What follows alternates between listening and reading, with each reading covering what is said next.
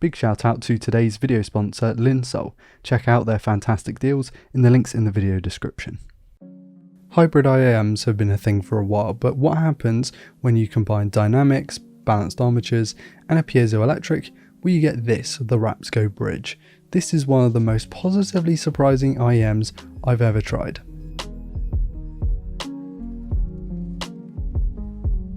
Hey guys, I'm Ryan Thomas and big thanks to Linsoul for sending out this product.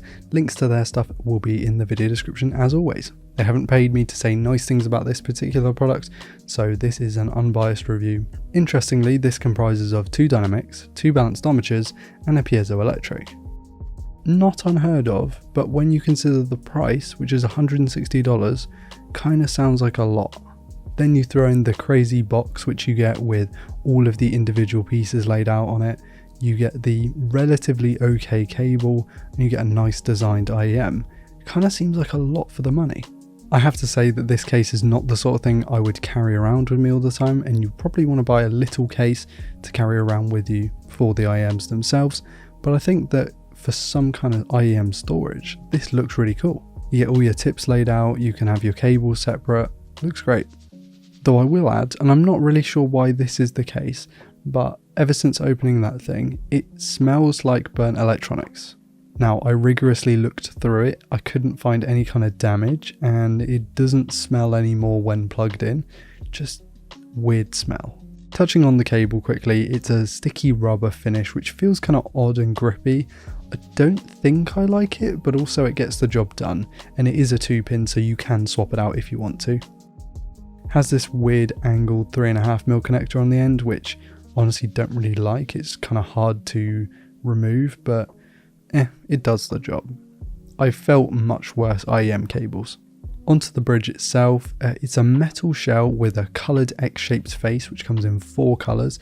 I think this purple looks really great in my opinion.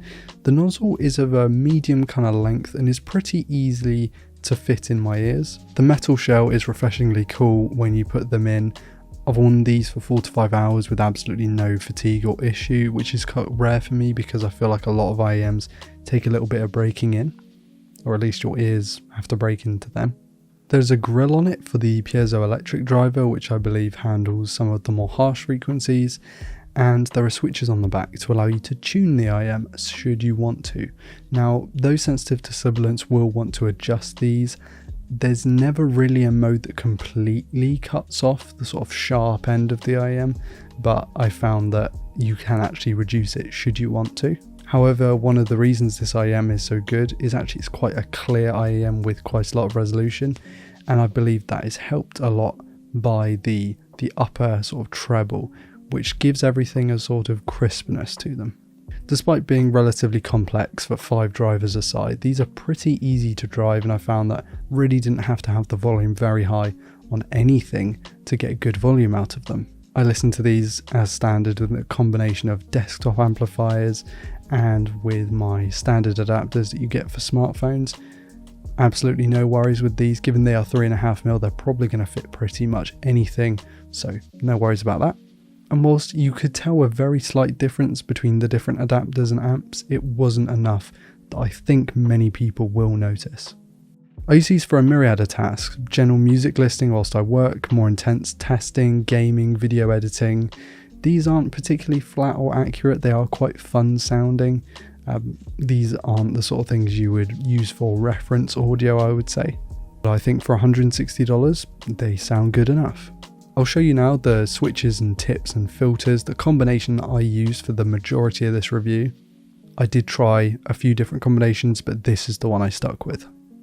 The Raptgo Bridge sounds really crisp, really detailed. There's a lot of sharpness sort of towards the treble. It's not enough that it hurts, and it's not one of those.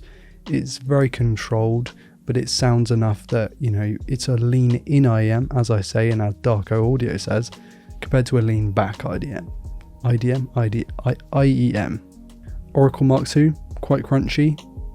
Quintet, very crunchy. These sort of more towards the Oracle level. Crunchy enough, but you get more bass and sub-bass out of these. Given they are a V shape, I would say that the mid-range is slightly recessed, upper mids alright, but sort of mid-mids you're gonna lose some of the detail in instruments in this particular range. Felt that male voices were slightly recessed, maybe more than I'd like, but overall not enough to really ruin this kind of thing. Actually, I found that these, because they're quite crunchy, would make a good companion to the Kiwi Ears Quartet, which are quite sort of warm and very bassy. They give a pretty much the opposite kind of sound. There's a good amount of width and soundstage. The imaging is good enough to pinpoint footsteps in games. Don't think these are replacing my OH10s for creating that deep, wide sound, but these are very reasonable. And it is worth noting that these actually compete in the same price bracket as the OH10s.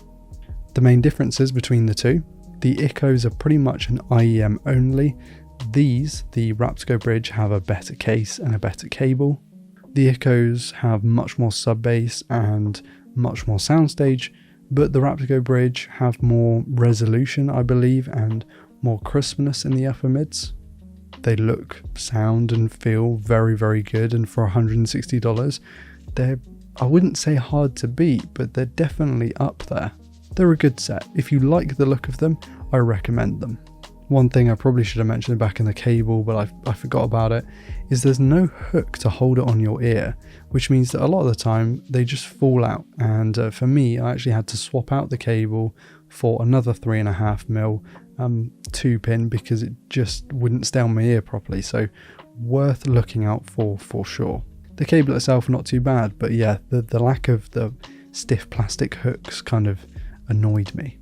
And that's my review. The Raptgo Bridge don't really stand out in any category. They're very crisp, they're very detailed. They come with a big case, which I think is quite cool. And they come in different colours, which is also very nice to have. They're well built, but they don't necessarily make my top 5 list of IEMs or anything like that. Good quality, solid product though. Links to Linsoul and other stuff will be in the video description. Want to give a massive shout out to my patrons for being continually supportive, and a big thanks to everyone for watching. I've been Ryan Thomas, and I'll catch you later. Cheers.